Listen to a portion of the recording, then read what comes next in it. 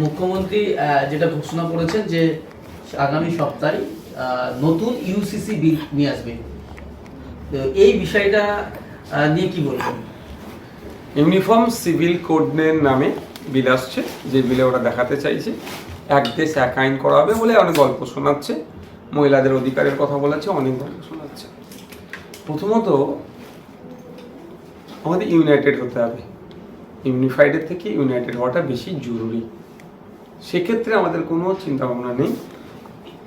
দ্বিতীয়ত ভারতবর্ষ একটা বহু ভাষার, বহু ধর্মের, বহু জাতের, বহু বর্ণের দেশ। এটা আমাদের বিউটি। সারা পৃথিবীতে দেখলে দেখা যাবে এত জাতির, এত বর্ণের, এত ভাষার মানুষ কোনো দেশে বসবাস করেনি যেটা আমাদের মন ভারতবর্ষে বসবাস করে। সেই বৈচিত্র্য এই বিউটিকে ধ্বংস করার একটা চক্রান্ত, এর বিরোধিতা আমরা করছি। এবং সোমবারে যে বিল আসবে অবশ্যই আমি সেখানে ডিবেটে অংশগ্রহণ করবো, তার বিরুদ্ধে বলবো। শুধু তাই নয়, ব্যাপারটা হচ্ছে এটা সংখ্যাগরিষ্ঠ গণতন্ত্রের আস্ফলন ছিল, আর কিছুই নয়। এর চাপিয়ে দেওয়া হচ্ছে না, ডিম খেতে হবে না, তোমাকে সোয়াবিন খেতে হবে, আজকে ডিম দিয়ে শুরু হচ্ছে, কালকে মাছ বলবে, তারপর দিন চিকেন বলবে, সব শাকাহারি করে দিতে হবে, কিন্তু মাছে মাঝে বাঙালিরকে ভুলিয়ে দেওয়ার চেষ্টা, এই চাপিয়ে দেওয়া হচ্ছে।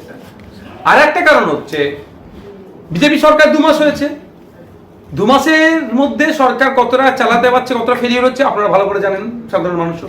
হকার উচ্ছেদে কিভাবে আজকে বিজেপি ব্যাকফুটে গিয়েছে, লক্ষ্মীর ভান্ডারের পরিবর্তে অন্নপূর্ণা ভান্ডার দেওয়ার নাম করে মানুষের, মহিলাদের বিশেষ করে ভোট নিয়েছে, 1000-এর বদলে 3,000 টাকা দিয়ে হবে। এখন গতকাল কি বিধানসভার মধ্যে মাননীয় অর্থমন্ত্রী মহাশয় এক প্রকার তিনি স্বীকার করে নিলেন যে 1 কোটি মানুষকে তারা, মহিলাকে লক্ষ্মীর ভান্ডার দেবে, পেত 2,42,00,000।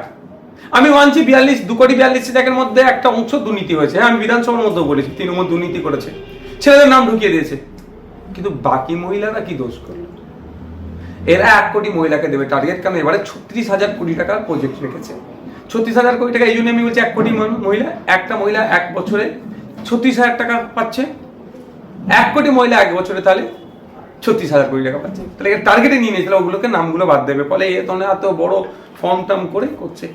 এই নিয়ে যখন মানুষ তিতিবিরক্ত, মহিলারা ক্ষিপ্ত হয়ে উঠছেন, হকার, গরিব সমাজের মানুষ, নিম্ন মধ্যবিত্ত গরিব মানুষরা যখন, হকাররা যখন তাদের দোকানপাট ঘুমটি ভেঙে দিচ্ছে, যখন ক্ষিপ্ত হয়ে উঠছে, তারপরে পরে কি পোস্ট ইলেকশন, প্রি ইলেকশন কি বলেছিল যে আপনার ক্ষমতায় নিয়ে আসুন, দিল্লির মতো পেট্রোল ডিজেলের দাম করে দেবো, 450 টাকায় গ্যাস পাবেন, অনেক কথা বলেছিল। আজকে সেগুলো ব্যর্থ হয়েছে।